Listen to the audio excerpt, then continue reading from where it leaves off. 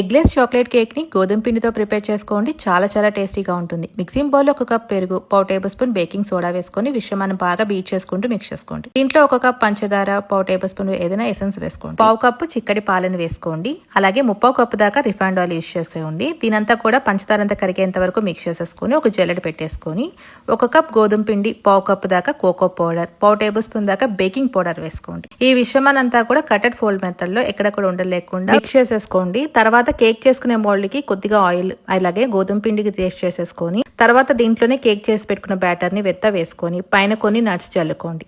Preheat చేసుకున్న గిన్నెలోకి ఈ బ్యాటర్ని పెట్టేసుకొని 30 నుంచి 35 నిమిషాల పాటు కేక్ని ఈ విధంగా బేక్ చేసుకోండి. కేక్ చక్కగా ఈ విధంగా బేక్ అయిపోయాక తర్వాత దీన్ని చెక్ చేసుకొని పూర్తిగా చల్లారేంత వరకు పక్కన పెట్టేసుకొని డీమోల్డ్ చేసేసుకోండి. అంతే, ఎంతో టేస్టీగా హెల్తీగా ఉండి చాక్లెట్ కేక్ రెడీ అయిపోతుందండి. మీరు కూడా ఒకసారి చూసి ట్రై చేసి ఎలా వచ్చిందో కామెంట్ చేయండి. Thank you.